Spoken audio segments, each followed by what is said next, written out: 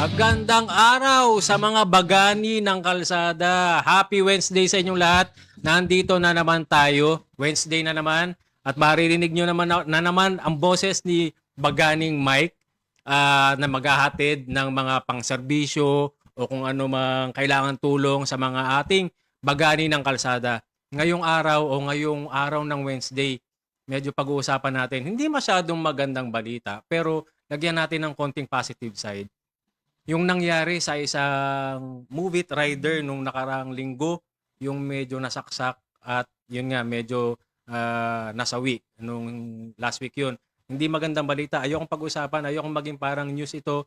Pero meron tayong guest na taga-movie din at meron tayong dalawa pang guest na isang member ng motorcycle club dito sa Cavite. Pag-uusapan natin yung safety ng ating mga riders. Now, syempre, introduce ko muna. I-welcome ko ang unang guest natin na member sa ang isa dito ay presidente nung kanilang motorcycle group, yung isa naman vice president. Simulan natin sa presidente nila, si Kabagani Jan. Ayun, magandang araw mga kabagani. Salamat pala sa pagkakataong ito na naimbitahan tayo ng Bagani Oil para makapagbigay ng konting idea at kaalaman patungkol sa aming grupo na maaaring makatulong din sa ibang grupo na mga nakikinig sa araw na to. Sigurado yan. Yeah. O, sigurado yan, makakatulong yan kasi kayo 2 years na yung grupo nyo na disipulo, di ba? So maraming salamat sa pagpapaunlak ng aming invitation, Yes. Kabagani Jan. At ang kasama mo ngayon, si Kabagani J, ang Vice President ng inyong grupo. Yes. Magandang hapon sa inyo mga kabagani. Ako si Jay, Vice President ng DRB. And magandang hapon sa inyong lahat. O, matanong ko lang, napakadami ng motorcycle club eh. Kahit saang lugar ka, kahit saang probinsya, kahit saang barangay may motorcycle club. Ano yung disipulo? Actually yung salitang disipulo kasi, parang ipinapakita nito yung pagiging matulungin or yung nagseserbisyo. Kasi actually sa ibang side, ang disipulo, maririnig mo siya sa mga religious group. Oo, sila John Paul, George, and Ringo, mga disciples Yeah, yan. So, ganun din ba kayo? Well, hindi. Kasi ginamit lang namin yung salitang disipulo bilang halimbawa ng isang grupo na tumutulong or nagseserbisyo sa community. Yun. So napakaganda. Tama nga naman kasi 'di ba kung sabi mo nabanggit mo yung disipulo or disciples, sinong pinakasikat niya? Siyempre yung 12 disciples ni Jesus Christ, 'di ba? And ganoon naman talaga yung ginagawa nila. Lumalakad sila, naglalakbay sila para makatulong sa mga kapwa. Yes. So, paano naman nagsimula Kabagani J, yung grupo na disipulo? Actually, nagsimula ang disipulo is way back noong 2024 ng July, May. Actually, nagsimula kami sa charity talaga. So, before ako makasali noon sa disipulo, nag-post ako sa FB, naghahanap ako actually ng grupo. Then, nagsimula doon. Then, nakausap ko si Jan nga, na minessage niya ako na, na pioneering group nga kami. Then, ang main goal talaga ng disipulo is charity. Actually, the reason na naghahanap ako ng is because of charity. Kasi gusto ko makatulong sa community, gusto ko makatulong, and yun yung binibigay ng disipulo. Kaya sobrang ganda ng Sobrang ganda nung hangarin talaga ng grupo. Kaya talaga bagay na bagay yung disipulo eh. Charities, imagine niyo yung mga kabagani, hindi lang basta nagtatag sila ng motorcycle riding club, no? Kasi kadalasan ganun eh. Tara, tatag tayo ng community, tapos ano gagawin natin? Wala, tambike lang tayo, inom lang tayo. Pero sa disipulo, ang ganda ng hangarin nila. Nagsimula sila, yung grupo nila, sa charity. So ano yung charity na una nyong ginawa? Ayun, bali ang pinakauna namin ginawang charity is feeding program. Actually, ganito kasi siya. Since ang unang labas ng disipulo, charity agad, ang ginawa namin, every week nag-set kami ng feeding program sa Bacoor. Parang ginawa namin tong way para kapag nakita nila sa FB, ano to? Ano tong disipulo? Bakit puro charity to? Parang ayan ang ginawa namin pang-hook para matignan nila ano pa ang meron sa disipulo. Yung charity ba na yun? Yung sa school ba yun? Hindi pa po. Ano siya? Parang squatters area. Okay, nabigay kayo ng mga Nagpakain po kami. feeding program. So, sino kinontak nyo nun? Yung barangay po. yung barangay. Siyempre, barangay captain yan. Opo. Tapos nakipag-coordinate kayo. Opo. Sinabi nyo, Kap, gusto namin makatulong. Yes. Diba? Tapos, sila na naghanap kung saan kayo pwedeng tumulong. Now, the next question is, saan nyo kinuha yung binigay nyo tulong? Nag-ambag-ambag ba kayo? Yung mga membro o nanghingi ba kayo? Manap kayo ng sponsor? Paano kayo nagpamigay ng mga ipapamigay nyo? Process namin yun na monthly, meron kaming monthly dues. Purpose kasi ng monthly dues is para sa charity, especially para sa charity and mga activities na ginagawa namin. So, bawat member is nagbibigay kada end of the month para may pang may pang next project kami na gagawin. So, nakaplano na yan, plotted na yan. So, every month, meron na kayong charity na ginagawa. Paano nyo naman kina-qualify ang isang lugar, halimbawa? O ang nasa isip nyo ba? Magbibigay kayo ng charity o mag-feeding program kayo sa mga squatters area lang? O ano pa yung ibang mga naka-line up nyo? Yun. Hindi lang natatapos to sa mga squatters area. Bali, kagaya nitong nakaraan, nagkaroon kami ng charity activity sa isang school. Bali, Kanlong Foundation ang pangalan nito. Bali, school to ng mga child with special needs. So, kumbaga, ginagawa namin tong charity para maka-inspire din kami sa iba na hindi lang sa squatters area. Kumbaga, tungkol lagi siya sa pagtulong. Sa pagtulong, syempre nung nangangailangan talaga. Now, sobrang ang ganda talaga nung hangarin eh. Pero bilang isang motorcycle club, halimbawa ako gusto ko ring tumulong eh. Ang nasa puso ko rin charity eh. Ngayon may motor din ako. Ang mga motor niyo mga classic bikes ba? Yes. Classic bikes yan eh, no? Ako may classic bike din. Gusto kong tumulong, gusto kong maging member ng disipulo. So, paano ako maka-qualify? Anong kailangan ko ba para maging member ako sa inyo? Sa disipulo, may process kami ng pagsali sa amin. So, ang pinakaunang process niyan is hang-around stage. Hang-around? Hang-around stage. Ang ibig sabihin ng hang-around stage is kailangan mong kilalanin yung grupo. So, kailangan mo malaman mo yung anong ginagawa namin, yung mga ugali ng bawat members. Tapos, after nun, meron kaming span ng 9 months. Tapos, Matagal ha? 9 months ang hang-around kasi, syempre, kailangan din namin i-check kung anong klaseng tao yung sasali sa amin.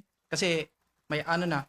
Then, after ng 9 months, pwede na siya mag-prospecting stage sa amin kung nakapasa siya. Prospecting meaning? Prospecting is, ibig sabihin nun sa motorcycle club na tradition, it's called Serving Brothers. I see. Serving brothers. Again, isang magandang term na naman, isang magandang word na naman, serving brothers, diba? Hindi lang talaga brotherhood, serbisyo talaga. Sobrang ganda. Again, banggitin ko, ang dami ko nang nakilalang o nalaman na motorcycle riding club, pero bibihira lang talaga yung may ganito na meron silang mission na tumulong talaga sa kapwa.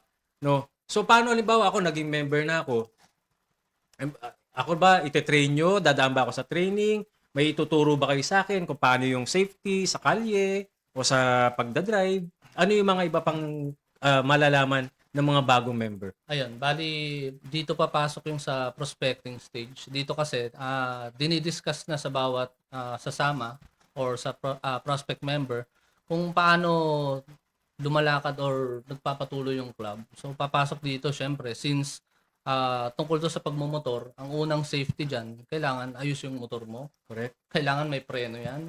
Kailangan may ilaw yan, may brake light. Kasi, Siyempre, dapat state legal yan. yes. Kasi, kumbaga, babiyahe to hindi naman to tatambay lang. Exactly. So, isa yan sa mga basic na sinasabi namin. At the same time, yung character ng isang nagda-drive or ng isang rider. Hindi pwedeng, Hindi ka pwedeng kamote. yes, hindi pwedeng alam mo yun. So pag nalaman mo na bina-background check nyo ba yan, sinisiay nyo ba yan? So pag nalaman nyo meron na palang offense to, may, di ba? So out na kagad, hindi na kagad makakapasok. So magaling, maganda din talaga yung hangarin at tumutulong na nagseserbisyo, na tinatawag. Tapos buo din syempre yung pakikisama nyo as brothers nga talaga kayo. Ano naman yung role ng disipulo sa atin, sa komunidad? Ang main role namin talaga is yung charity.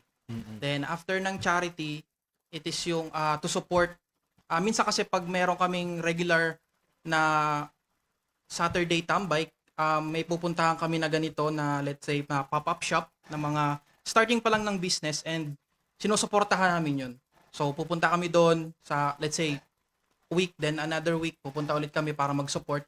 Then the next other week naman, maghahanap naman ulit kami ng another shop or kung kainan ba yan or kahit coffee shop, mga ganun, para suportahan namin sila. So hindi lang basta tambike na tinatawag. Yun ang term nila doon eh. Pagka yung mga motorcycle riding club o ano tayo, sama-sama tayo, ang tawag nila doon is tambike, di ba? Yes. So kayo, hindi lang basta kayo mag-iipon-ipon, magkikita-kita, tapos tatambay sa isang lugar. Ang ginagawa nyo, hahanap kayo ng lugar na, ito medyo mukhang maganda sana yung coffee shop o itong kainan na to, karinderya, pero parang konti lang yung kumakain. Tulungan natin. Doon tayo tumambay, doon tayo magkita-kita, doon tayo kumain. Yes. Tapos i-post natin, mag-create tayo ng content, i-promote natin para mas marami pumunta. So sobrang ganda talaga ng nung hangarin talaga. Isa sa pinakamagandang motorcycle riding club na narinig ko talagang Disipulo. Saan nga nakabase ang Disipulo? Cavite. Sa Cavite. Paano kung halimbawa ako, taga Bulacan ako, gusto kong maging member? Pwede ba yun? Pwede naman siya actually, pero syempre depende pa rin sa iyo yun. Lalo na pag may event kami na pupuntahan sa Cavite, syempre kailangan mo Kailangan umaten. Siyempre, as umattend. member, hindi As naman member. pwede. Di ba? Pero, pwede bang mag-extend or mag-expand sa ibang probinsya, sa ibang lugar, yung Disipulo? Yes, siguro possible mangyari 'yon. Pero may process din siya. Kumbaga, kasi ang mangyayari niyan, yung standard ng Disipulo sa Cavite, kailangan ma-apply siya kung meron mga applicable area na pwedeng magkaroon Sa lugar din. na yon, no? Yes. Tama nga naman kasi, syempre, ibang lugar yan, ibang laws dyan, ganun din sa ibang lugar. Pero, halimbawa ako, gustong-gusto ko na kasi ang main goal ko talaga, halimbawa may nakita ko sa lugar ko, sa Bulacan, mayroong isang public school doon na yung mga estudyante kailangan na halimbawa ng sapatos o ng mga notebook. Gusto ko nang tumulong. Pwede ko bang, hindi pa ako pwedeng maging member. Sabi nyo, dahil medyo mataas ang qualification nyo. Ako hindi pa qualified. Pwede bang tumawag ako sa inyo, kontakin ko, Sir Jan o kabagani Jan, merong nangangailangan dito na public school. Pwede nyo bang matulungan? Pwede ba natin gawin yun? Actually, pwede yun. Way back before kasi, may mga pinalano kami dati na usually dapat pupunta kami ng Mindanao. Magra-ride kami doon, tapos magbibigay kami ng, parang yung, habang nagra-ride kami, titigil kami sa gilid, magbibigay kami ng, kasi meron kaming kakolab sa Mindanao dapat before. And actually, na-cancel lang siya kasi due to mga hindi available ko ng mga day jobs namin. Okay. So, hindi siya free. So, hopefully, magawa namin yun. Pero kung meron man talaga, isa sa mga plano namin yan. Kahit sa Galing. ibang place, Ang galing. So nabanggit mo, kabagani Jay, yung day jobs nyo. So yung mga members ba ng Disipulo, syempre lahat yan may mga day jobs. May kanya-kanya kayong trabaho, no? May kanya-kanya kayong profession. Ilan nga pala ulit yung member ng Disipulo sa ngayon? Bali, ang official member namin is 5. Pero ngayon, meron kaming total of 8. Kasama na yung mga prospect. Kasama yung mga prospect, yung medyo, eto siguro yung parang kung baga sa isang kumpanya o sa isang opisina, ito yung mga probationary. Yes, exactly. No? So, konti na lang magiging regular na. No? So, yun, attendance dapat, kumpleto. Siyempre, yung manners nila dapat akma, di ba? Tugma doon sa, yun nga, sa mission ng Disipulo. Gano'n nakatagal ang Disipulo? 2 years na. Ang 2 years na. Kaka-anniversary lang namin nung May. End of May. End of May. So, susunod siguro invite nyo, no? Or dito kayo mag-anniversary na lang din, no? So, halimbawa may ako bagong member. May motor ako gusto kong mag-member pero hindi ako maka-attend. Gusto kong ma-attend sa mga meetings natin pero hindi ako maka-attend. O baka kasi nagbabayad ako ng motor, babayaran ko pa to. So, kailangan kong trabaho. So, paano yun? Parang hindi ba parang mahihirapan ako ma-qualify kasi hindi ako laging nakaka-attend? Actually, kasi hindi naman sobrang higpit sa amin na bawal kang umabsent. Kumbaga, minsan susubukan din namin ng isang gustong sumali kung gagawa ka ba ng time para sa grupo or kapag literal na may natitira ka lang time. Kasi pag ganun, parang option mo lang yung club. Kapag literal na either stress ka lang, gusto mo lang ng kasama. So, hindi naman sa clingy or seloso kayo masyado, pero tama nga naman kung halimbawa sa mag-asawa nga o sa mag-boyfriend girlfriend, parang ginagawa mo lang parang kung may time ka lang tsaka ka lang, 'di ba? Pampalipas oras lang. So, hindi nga naman maganda 'yon. Kung papasok ka sa talagang grupo, gusto mo talaga nasa loob mo at hangad mo talaga makatulong kamukha nung ginagawa nyo na charity, dapat meron ka time, effort, para doon kasi parang vocation na yan no? Yung charity na ginagawa. Total, hindi lang naman kayo tumatambay, hindi lang naman kayo nagra-ride-ride lang kung saan-saan. Yung ginagawa nyo, pakinabang talaga sa society. No? So, yun, sobrang ganda. Mga kabagani, ito ang tunay na bagani ng kalsada. 'Di ba ang atin namang programa o yung vision talaga, mission ng Bagani is talagang tumulong sa kapwa. Kaya nga nabuo itong programa na to. At kaya natin nahanap at nag-guest si Kabagani Jan at si Kabagani Jay kasi mismo yung ginagawa nila, yun yung pinangahawakan talaga ni Bagani. Yun yung talagang nagsiservisyo sa kapwa natin. So, iniimbitahan ko kung yung mga nakikinig ngayon, yung mga nanonood ngayon sa live natin, pwede kayo mag-comment diyan sa FB natin ng DZME tsaka ng Bagani FB page kung mayroon pa kayong kakilala ng mga kamukha ni Kabagani diyan at Kabagani J na talagang tumutulong sa komunidad. Ito naka-flash sa atin ngayon sa ating mga screen, yung ating mga social media, yung Bagani Oil. Bagani Oil PH, dire-diretso lang 'yan. Meron tayo sa Facebook, meron tayo sa Instagram, meron tayong TikTok, sa YouTube. Yung ating website is baganioil.ph. Tapos, syempre, yung mga nakikinig natin na wala namang social media, pwede kayong tumawag sa 0945-859-5520. So, yan. Maraming salamat sa pagpapaunlak ng invitasyon namin. Sobrang nakakahanga talaga, nakakabilib talaga. Ako, kahit taga May Kawayan, Bulacan ako, gusto ko sumali sa inyo kung kaya ko lang magpaikot-ikot papuntang May Kawayan, Cavite hanggang papunta rito. Now, eto may segment tayo, fast-paced na tinatawag natin. Para kay Kabagani Jan, magbigay ka naman kung kaya mo please give 5 tips para do sa mga since member kayo ng Motorcycle Riding Club, baka meron kang tips na pwede lalo na doon sa mga bago lang na gustong sumama o umanib sa mga grupo na kagaya nito. Yes, una, ang isa kong masasuggest, syempre dapat may motor. Siyempre. Number 1. Pangalawa, kailangan functional yung motor. Kasi minsan may mga kilala kami na pinapagandang husto yung motor pero hindi mo siya pwedeng ibiyahe. Kumbaga, parang maganda siya tignan sa show, sa tambay. Correct, pang show lang. Pero kapag example, magcha-charity kami, magkakarga kami ng mga kahon, mga O hindi sako. na kasi puro correlates po, Yes. di ba?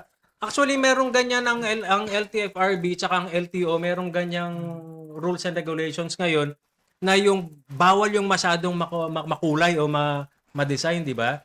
So stricto sila sa ganyan. So kayo syempre as ikaw Jan, as president, you make it sure na papasa, no? Magiging street legal talaga Yes. yung motor na magiging member. Yes. Okay, meron pa ba? At the same time, kailangan willing din tayo kapag dumating sa time sa ride na may nakita tayong na stranded, dapat buo sa loob natin na hintuan natin to, tulungan natin, bigyan natin ng assistance kung paano. Kung example, merong tumirik ang motor sa kalsada, pwede nating tulungan yan. Either itulak natin ng paa or salinan natin kung may sobra tayong gasolina. Para lang habang bumabiyahe tayo, di ba, nakakagawa pa rin tayo ng pagtulong. Kawang gawa pa rin syempre. Kahit, di ba, minuto, kung kaya mo naman talagang tumulong, bakit hindi ka tutulong? Lahat naman dyan, maglakad ka lang sa kali, marami kang makikita pwedeng tulungan. Tama, sobrang ganda talaga. Ikaw, brother, Kabagani J. Pinaka-importante lagi is lagi mong sabihan yung pamilya mo kung saan ka pupunta. Yan ang pinakamalaga. Kung di pamilya, kaibigan, mga minamahal natin sa buhay, sobrang halaga nun kasi let's say mawalan ka ng signal sa daan tapos walang may alam kung nasaan ka. At least alam ng family mo kung nasaan ka. Mapupuntahan ka kaagad, mga ganyan. At least safe ka lagi. Mismo kasi lahat naman tayo may lahat naman tayo may cellphone, 'di ba? Pwede tayong tawagan. Pero syempre, as safety, nagra-rides kayo eh. 'Di ba? Hindi naman pwedeng sumagot, 'di ba? Kung may tumatawag sa iyo, yung iba may intercom, okay lang 'yun eh. Pero yung iba, yung walang intercom, nagra-rides ka, hindi ka naman pwedeng sumagot ng phone. Tama. So tama 'yun. Bago umalis ng bahay, always lagi ipapaalam sa mga maiiwan natin sa bahay kung saan tayo pupunta. Ako meron akong anak na nagmumotor. Medyo nasasabihan ko talaga. Buti na lang may tracker. May tracker. Minsan hindi siya nagpapaalam sa pupunta, lalo na pagka weekend magmumotor siya. So, pag nakakalimutan niya, tinatrack ko na lang. Alam ko kung nasaan. Pero mas maganda pa rin syempre, sasabihin mo talaga. Sa mahal mo sa buhay. Ayun, maraming salamat ulit, Kabagani Jan and Kabagani Jay. Hindi to huli pagka meron kayong mga charity ulit, si Bagani nandyan, handang tumulong. Pwede tayong mag-collab at pwede tayong magbigay dun sa mga charity na tutulungan nyo. Any last word, Kabagani Jan? Yun. Okay lang ba kami mag-promote? Yes po, please. Bali, naanyayaan ko pala kayo na i-like yung aming mga social medias. Facebook, YouTube, tsaka TikTok. Disipulo Retro Brotherhood. Mostly sa FB, dito nyo makikita yung weekly na ginagawa ng club. Para kung maging interesado kayo na sumama, pwede kayo mag-message sa page. Ito yung mga taga Cavite area ito, Yes. no? So lahat ng members ngayon nandun lang sa Cavite area lang din. Oo. Siyempre para mas madaling pagka may mga meeting, nandun kagad lahat. Tapos pagka may mga charity nga, madaling ma-coordinate. Kabagani Jay. Yun, mga upcomings na namin, event, hopefully this next month, may plano kaming yung Grand Tambike, mga gusto naming gawin, then magpaplano rin kami kontakin yung ibang barangay for charity, mga ganun. Kasi usually dapat every month gumagawa kami ng Meron talaga. Sobrang galing, nakakataba ng puso talaga marinig yung mga ganitong klaseng grupo, lalo na yung mga kamukha ni Kabagani Jan and Kabagani Jay, na talagang bukas, yun yung talagang hangarin nila sa buhay, magserbisyo. So magbe-break muna tayo kasi meron pa tayong isang guest, si Kabagani Paring Enchong, magbibigay siya ng kanyang opinion. So break muna tayo.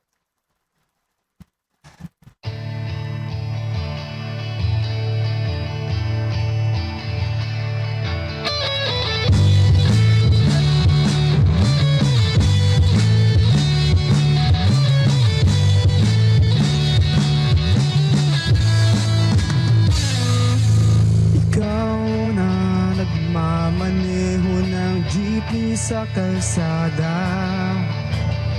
puno ng usok pero di nagrereklamo. Para sa pamilya, bawat pasada ay panalo. Sa bawat bigo at preno, bawat kwento, Bagani ka, alam mo ba yun? Bagani ng bayan, Pilipinong matapang, sa araw-araw na laban, ikaw ang aming ilaw. Bagani ng bayan, sa puso'y may laman, gawa mo'y alay sa kinabukasan ng lahat.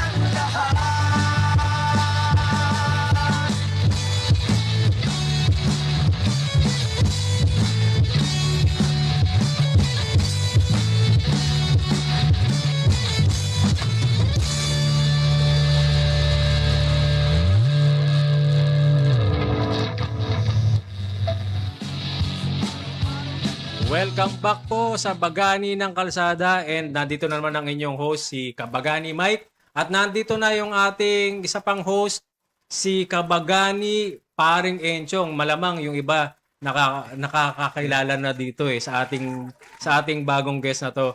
Ang pangalan niya, content creator kasi siya. Ang pangalan niya sa FB is si Paring Enchong. Actually nung sinabi ko sa office, sinabi ko doon sa assistant ko sa office, guest natin bukas si Enchong. Si Enchong D, gusto ko gusto ko sumama sa studio, sabi nila. Sabi ko, hindi, si Paring Enchong, si Kabagani Paring Enchong. Ayun, si Kabagani Paring Enchong, isa sang Move It rider, no? Kabagani, pakilala mo naman yung sarili mo. Ako nga pala si Enchong de la Cruz, Move It rider po. Bali, 3 years na po kay Move It. Ongoing magpo-4 na rin po. Tagal na rin, no? Opo. Bago si Move It, saan ka? Marami na ako napasukan trabaho. Siguro, una kay Grab talaga. Tapos nalipat ng mga sales o kaya tapos nagtinda rin po ako, nagluto ako. Nagluluto rin po. Nagluluto ka rin, Oo, talagang nagpapaluto po. all around tong si Kabagani Paring Enchong.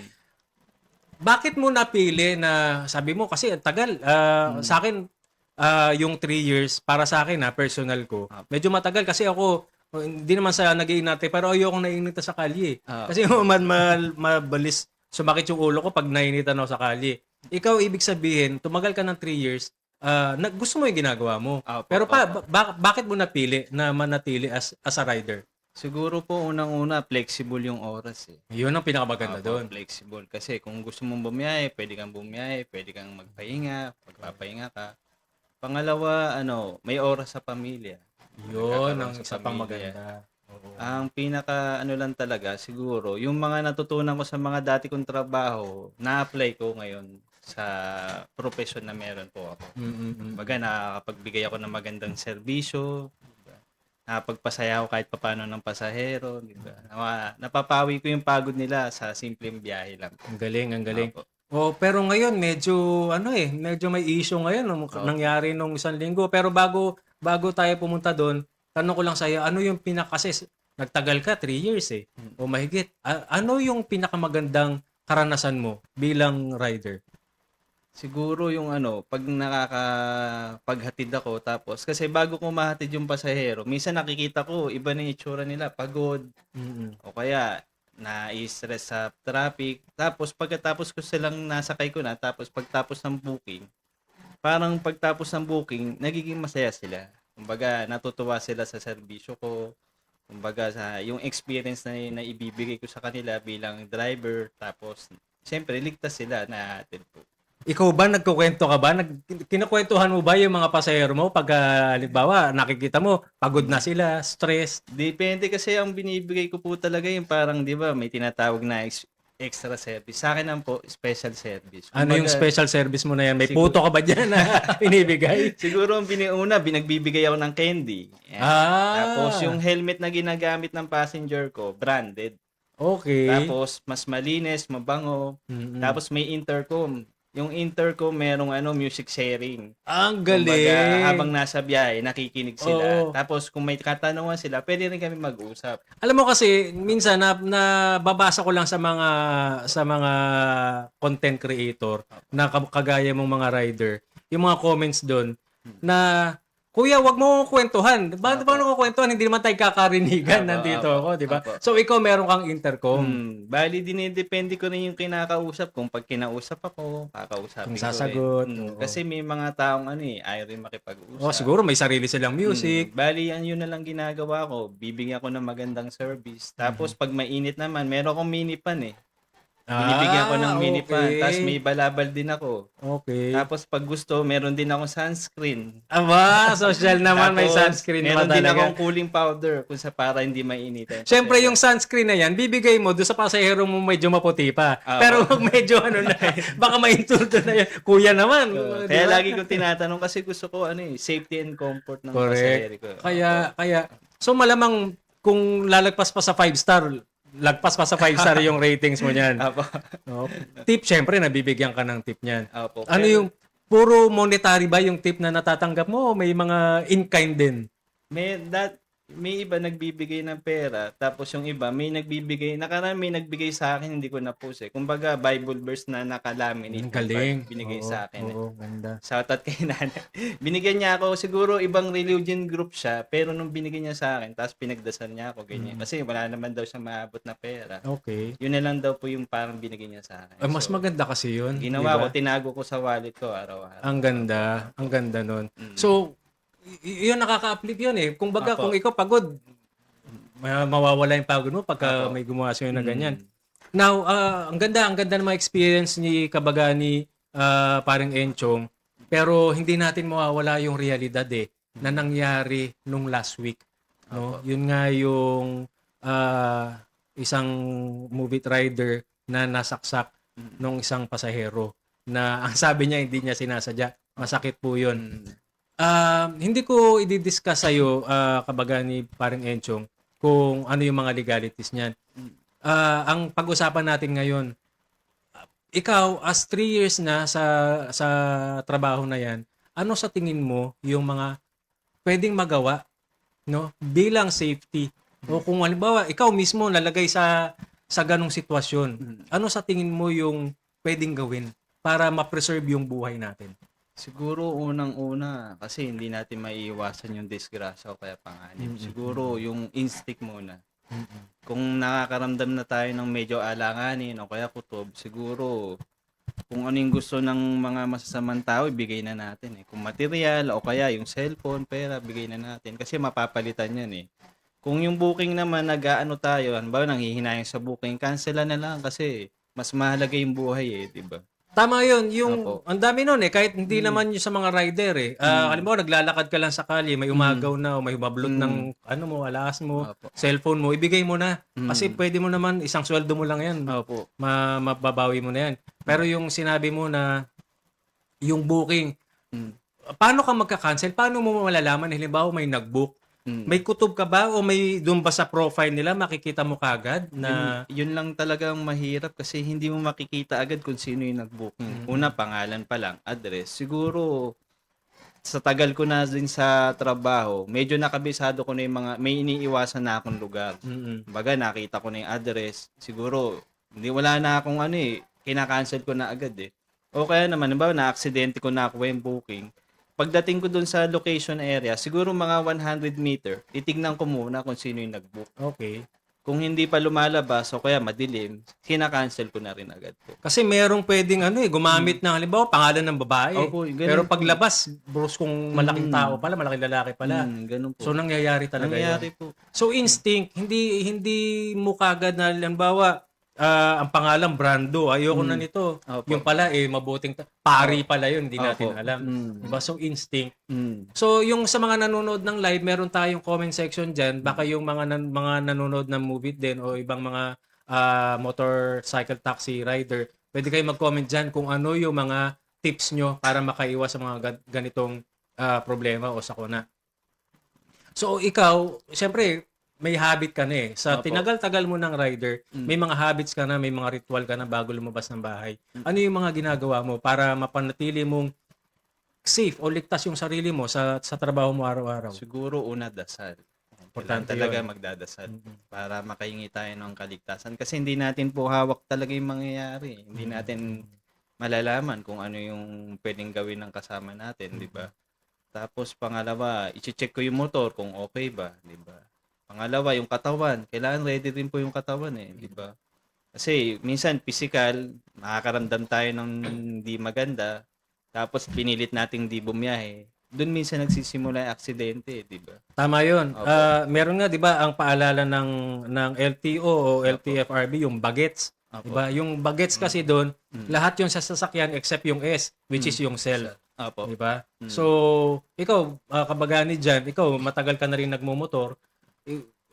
Do you make it a habit na bago ka lumabas ng bahay, bago mo sakyan yung motor mo, check mo muna ba lahat 'yan?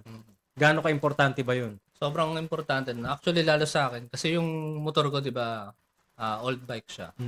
So, nangyari kasi sa akin minsan, pag biyahe ko, pagtapa ko ng preno, nag-lock siya. Nakakatakot 'yun. Kumbaga nabasag yung brake panel niya. Buti na lang, malapit-lapit pa lang ako sa amin, ginilid ko siya agad, na halos sinasadsad ko na lang yung paa ko. Kasi mahirap pag bigla kang nawalan ng preno sa biyahe. Tama. So, napakahalaga nun na bago lumabas, bago mo paandarin yung motor mo, check mo yung hangin, yung preno, kung may gas ka ba. Mm-mm. So sobrang importante. Ikaw, kabaga ni Paring Enchong, meron ka na bang major accident sa kalye? Pasalamat sa Diyos, wala Wala pa rin pa. po. Opo. Huwag naman sana. Opo. Wala. Pero yung mga ganong instances, wala pa rin naman na Wala pa oo, naman po. Kahit pa paano. Awa ng Diyos po. mababait naman yung mapipili mo ba yung ruta mo sa mga nagbubuk sa'yo? Sa yung mga nagbubook kasi minsan, tinatanong ko rin po kung saan yung mas madaling daan eh. Kumbaga, win-win situation, mas mabilis kami makakarating, saka mas panatag yung customer. Pero pag halimbawa, pag gabi, minsan sinusundan ko na talaga yung ruta ng app eh. Kasi may mga ibang pasahero na may kukutubang ka na gustong dumaan doon sa ibang lugar, kaso alam mo naman madilim. So, hindi ko po sinusunod yung ganun. So, sasabihin mo sila, dito na lang po tayo, opo. sundan na lang po natin yung... Lagi yung sinasabi, pasensya na po kasi susundin ko na lang po muna yung app. Kasi nakakatakot po talaga yung motorcycle taxi eh. Dahil ito nakadikit mo nasa likod mo lang kahit anong gusto nilang gawin sa'yo, magagawa nila. Opo. Hindi ka mukha nung four wheels taxi o kung yung mga Grab, nasa likod makakadepensa ka pa eh. Opo. Although nung a few months back may nangyaring ganun, pero sana wag na talagang maulit. Pagka ang movie to, meron silang parang action. Meron po. Oo. Meron naman. Sa apps, meron naman siyang parang safety button. Kung sakaling malagay ka sa alanganin, pwede mong i-press yun. Tapos pwede ka rin tumawag. Nakakonect na yun sa mga 911, PNP, pwede naman. Oh, ngayon na-discuss yan eh. Dito Opo. mga nakalang araw na pwede nyo nang gamitin talaga yung 911. Mm. Sana nga lang panawagan natin sa ating mga government officials na namamahala ng numero na yon. Minsan kasi nasubukan ko yun eh. Opo. Nasubukan ko talaga. So, ito, personal experience ko po ito. Sana makaabot sa akin na ukulan na medyo matagal. Medyo matagal talaga makakontak. So, sana yung nangyari last week, maiwasan yun kung talagang fast acting talaga. Yung kung reliable talaga yung 911 na yun. No? So, kabagani, parang Enchong, ano mo sila, meron kang FB page, do? Nandun sila, may mga followers ka na. Apo. Nandun sila nagko-comment. Apo. So malamang siguro nanonood sila ngayon. Apo. Pero isang tanong ko lang, isang importanteng tanong ko lang din. Kung gusto ko, I'm sure kaya dumami yung mga riders na ganyan eh. Yung Grab, yung Move It, di ba? Ang dami na Joyride. Kasi madali talagang gawin. Opo. Lahat naman ng tao marunong magmotor. Kahit sa inyo, kaya ang daming madaming member na mga MC clubs o ng mga MC kasi madaling magmotor, masarap pang magmotor. Opo. Now, ano yung mabibigay mong tip? Ire-recommenda mo ba na maging profession ng karamihan ito? Kung oo, bakit? Kasi para sa akin, 50-50. Kasi kung dito ka magmamaneho sa Pilipinas, medyo, di ba, alam naman po natin, hindi lahat ganun ka sumusunod sa traffic, di ba? Tama. So, kung kaya natin mag-iba ng profession, di ba? Kumbaga 50-50 po sa akin eh. Sa ikaw kasi naging successful ka dito eh na napagana mo eh. Tama yung oras mo, naglalaan ka ng oras para gawin tong trabaho mo. Tapos may oras ka din sa pamilya mo. Opo. Now kung ang ano siguro diyan is yung discipline eh. Yung disiplina ng isang tao. Yung safety ng rider o kaya ng passenger. Kumbaga, sa medyo hindi po nabibigyan ng pansin yung rider saka passenger kung paano yung gagawin ng di ba? Kung Ano hindi nabibigyan? Kasi katulad halimbawa, yung katulad na nangyari, di ba? Parang ang hirap ngayon bumiyahe ng gabi kasi nga maiisip mo baka mamaya sa'yo yung mangyari po, di ba? Pero yan 24/7 yan eh no. Opo. Buong ano yan. Hindi yan tumitigil hangga't may pwedeng i-book, meron kang mabubuk na ganyan. Opo. Nga lang mas nakakatakot kung sa madaling araw ka di ba babiyahe. Dati kasi bumabiyaya ako pang gabi, pang madaling araw. Dahil kasi malamig, hindi mainit. Saka walang traffic, Walang traffic. po. Opo. So ngayon medyo ingat-ingat po talaga ngayon. Sige. O dahil dyan, can you give us, pwede mo bang bigyan yung mga gustong o yung mga rider na rin ngayon o gusto pang maging rider bago sila maging rider, can you give us, pwede mo ba silang bigyan ng kahit 5 lang na tips? Mabilisan lang para maging safe syempre yung kanilang biyahe. Unang-una, kalmado.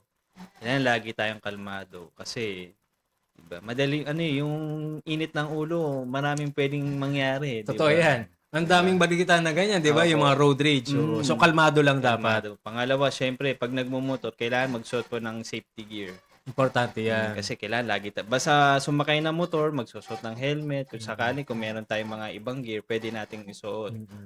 Yun po. Pangalawa, siguro, pangatlo, kailangan susunod sa traffic rules. Importante na ano yan. Hindi pwedeng ikaw yung bida ng no? Di ba? Kailangan. Hari ng kalsada. Siguro, tapos, kailangan, wag natin isipin lagi magmamadali. Tama. Kasi pag nagmadali tayo, hindi na natin makokontrol eh. Oo. Wala tayong control sa maneho, di ba? Pero may ganun kasi, may mga nababasa nga akong comment sa FB na sinasabihan na nung pasahero na, Kuya, Opo. di ba? O, pagka ganun, syempre, may right naman yung pasahero Opo. na sabihan. O, pagka ganun ba, may mga sanctions ba? May mga penalties ba yon sa company? Pag yung passenger nag-ask po ng mabilis. Sa akin kasi hanggat maaari, pag yung pasahero nagsasabi na bilisan, lagi kong kinakausap, pasensya na po Kasi ang pagmamaneho ko medyo alalay lang po. Kasi ang priority ko po, safety nyo po Safety talaga. din, no? Yun po. Kasi kung may mangyari sa akin, saka sa passenger, di ba? Napakahirap pong kumuha ng insurance. Sa Mobit, meron din pong sa Grab, nakikita po nila kung nagmamalabis ka sa pagmamaneho. So, meron pong sanction.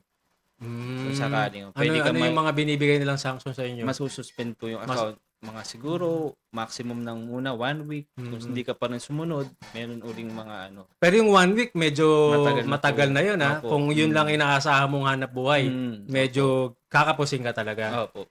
Kaya dapat lagi talagang susunod talaga. Unahin po talaga siguro yung safety saka ng mga safety ng pasahero saka ng rider po. Yun talaga para siguro unahin muna. Okay, sige. Good. So, last question na lang, kabagani paring Enchong. Kung may isang mensahe ka para sa bawat rider na bumabiyahe araw-araw para sa pamilya, ano yun? Siguro lagi lang tayo mag-iingat saka magdadasal po. Yung pinaka-importante talaga yun. Yun talaga ang pinaka-importante. Saka pag priority po natin yung nasa taas siya na bahala sa atin lahat. Yun naman kasi, kaya ka nagtatrabaho, syempre para sa pamilya mo Apo. Wala naman sigurong tatrabaho diyan para sa sarili lang. Lahat naman Apo. tayo may pamilya. So, ang top of the mind natin bago tayo siguro magsimula magtrabaho is yung pamilya natin, no? Apo. Kung makakauwi pa ba tayo ng ligtas. Kasi syempre, yun yung inihiling nila no?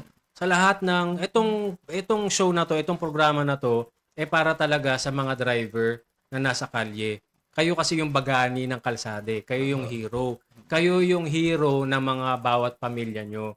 So, syempre, ang hiling ng mga yan, bago kayo lumabas, is makauwi. Makita pa namin kayo mamayang gabi. Yeah, tama po ba? Apo. No? Kayo din, kabagani dyan, Yes. kapag nagra-rides kayo, syempre, ikaw, wala ka namang pasahero, pero may mga rides kayo Ganon din, inihiling ng mga iiwan yung magulang o mahal sa buhay. Makita pa sana kita mamaya, makauwi ka pa ng safe. So, yun, meron tayong maraming salamat kabagani John and kabagani paring Enchong. Si kabagani paring Enchong, may FB yan, pwede nyong i-follow, may i-flash natin. Meron tayong segment, yung kabagani of the week, syempre, mabibigay natin yon kay kabagani John dahil sobrang ganda talaga nung kanilang hangarin nung grupo nila na disipulo. So, nabuo.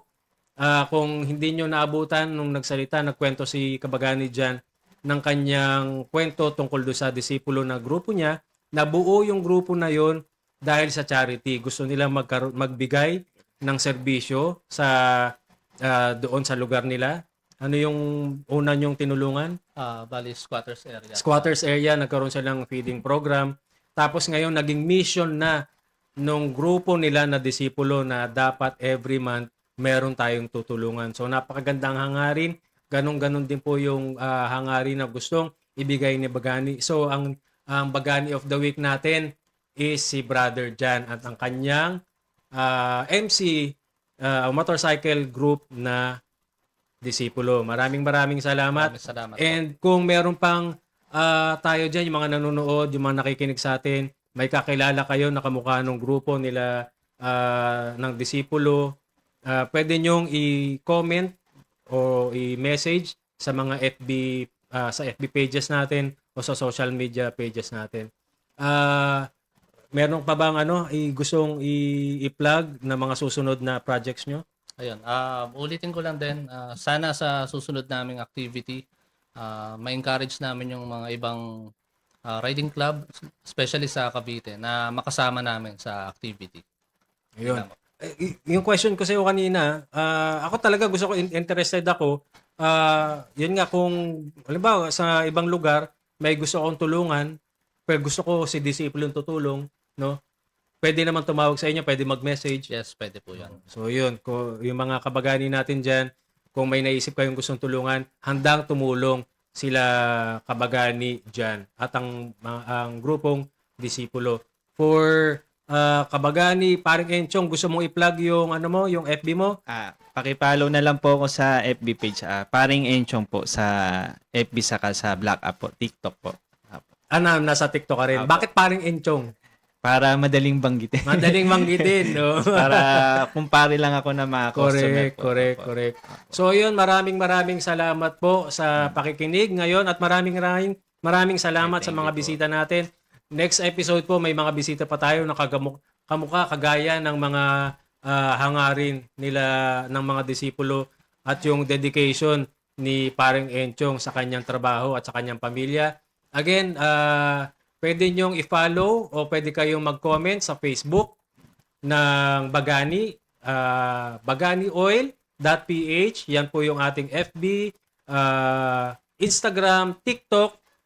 Ang YouTube natin, ganun din, Bagani Oil. Ang website natin, baganioil.ph. Yung sa mga walang social media, pero may cellphone, pwede kayong tumawag sa 0945-859-5520.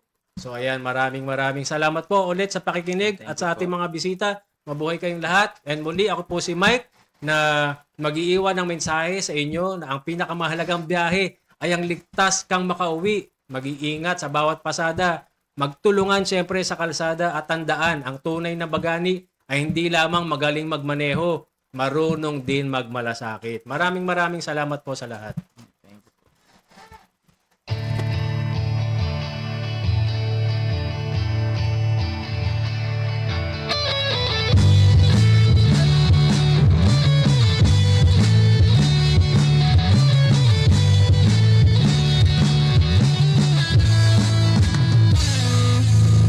Ikaw na nagmamaneho ng jeepney sa kalsada,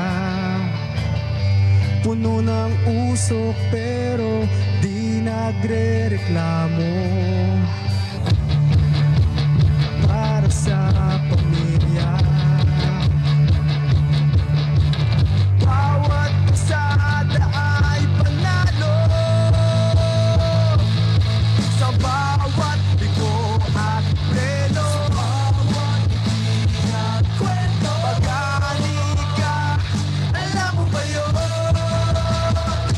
Bagani ng bayan, Pilipinong matapang, sa araw-araw na laban, ikaw ang aming ilaw. Bagani ng bayan, sa puso'y may kamay, tuwa mo'y alay sa kinabukasan ng lahat.